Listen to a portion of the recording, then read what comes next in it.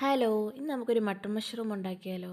പെട്ടെന്ന് കുക്ക് ചെയ്തെടുക്കാൻ പറ്റുന്നൊരു ഡിഷാണ് മട്ടൺ മഷ്റൂം. അങ്ങനെയുള്ള ഐറ്റങ്ങൾ, നോർത്ത് ഇന്ത്യൻ ഡിഷുകൾ.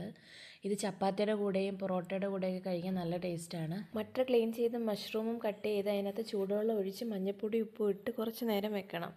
അപ്പോൾ അതിൻ്റെ ഒരു കെമിക്കൽസ് കാര്യങ്ങളൊക്കെ അതിനകത്തുനിന്ന് പോകുമെന്നാണ് പറയുന്നത്. ഹെൽപ്പായിട്ട് ഒരാളൂടെ ഉണ്ട് കൂടെ. പിന്നെ ആവശ്യത്തിന് എണ്ണ ഒഴിച്ച് അതിനകത്ത് കറുവപ്പട്ട, ഗ്രാമ്പു, അതുപോലെ വറ്റൽമുളക് ഇട്ട് അതിലേക്ക് ആവശ്യത്തിന് ഉള്ളി അരിഞ്ഞിട്ട്, എത്ര ക്വാണ്ടിറ്റിയാണ് ഉണ്ടാകുന്നത് അതനുസരിച്ച് ഉള്ളി അരിഞ്ഞിട്ട് അതിനകത്ത് വെളുത്തുള്ളി ഇഞ്ചി പേസ്റ്റും ആവശ്യത്തിന് മഞ്ഞൾപ്പൊടി ഉപ്പും ഇട്ട് അടച്ച് വെച്ച് വേവിക്കണം. അതൊരുവിധം വെന്ത് വരുമ്പോഴത്തേക്കും ആവശ്യത്തിന് തക്കാളി ഇടുക. ഇവിടെ ഞാൻ 1.5 മുറി തക്കാളി ഇട്ടിട്ടുണ്ട്.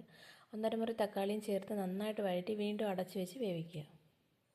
ഇത്രയൊന്ന് ഇളക്കി യോജിപ്പിച്ച് വഴറ്റിയെടുത്തതിന് ശേഷം അതിലേക്ക് ആവശ്യത്തിന് പീനട്ട് ഇടുക. പീനട്ട് ഇടുന്നത് നല്ല ടേസ്റ്റ് വരാനും അതുപോലെ കറിക്ക് നല്ല കൊഴുപ്പ് വരാനും ഹെൽപ്പ് ചെയ്യും. ഇനി ഇതെല്ലാം കൂടെ ഒന്ന് സെറ്റായി വരുന്ന സമയത്തിന് നമുക്ക് മസാല റെഡിയാക്കാം.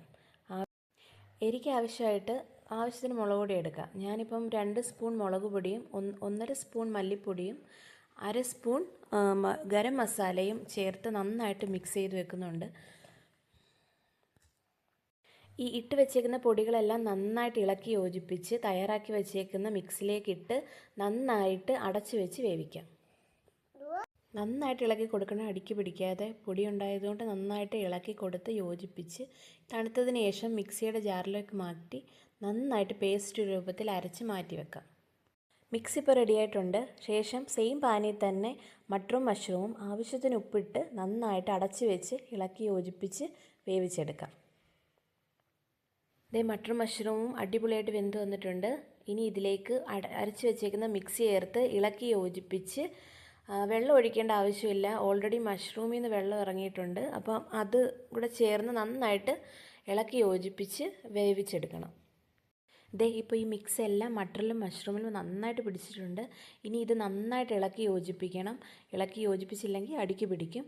നന്നായിട്ട് ഇളക്കിയിട്ട് അതിലേക്ക് ആവശ്യത്തിന് മല്ലിയില ഇട്ട് കൊടുക്കാം. മല്ലിയില ഓപ്ഷനിലാണ്. മല്ലിയില ഇട്ട് കൊടുത്ത് കുറച്ചുകൂടെ ടേസ്റ്റ് കൂടുതലായിരിക്കും. ഇട്ട് നന്നായിട്ട് ഇളക്കി യോജിപ്പിച്ച് അടച്ച് വെക്കണം.